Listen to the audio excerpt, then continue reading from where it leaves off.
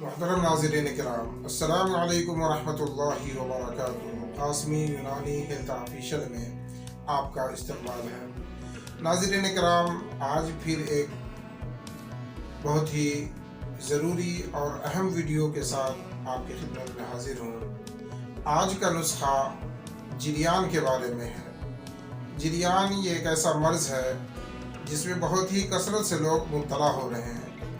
جریان کہتے ہیں پاخانہ پیشاب کے وقت جو ہے پیشاب کے راستے سے کچی منی کے قطرے نکلنا، لیسدار قطرے گرنا، پاخانہ میں تھوڑا زور لگانے پر یا کوئی وزن کی چیز اٹھانے پر یا یوں ہی بلا ارادہ بلا خواہش کے ہی کچی منی کے قطرے نکل جائے تو اسے جریان کہتے ہیں۔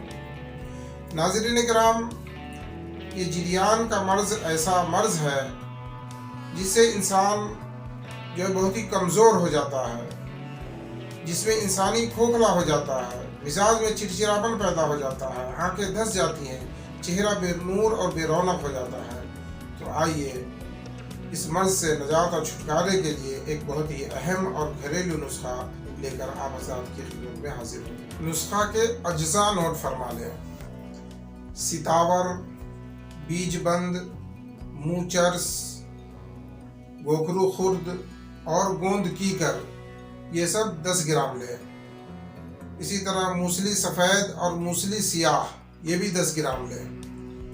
اور سنگھاڑا خشک اور آسگند ناگوری شقاق المصری، یہ 5 گرام لیں۔ اور 100 گرام شکر یا مصری لیں۔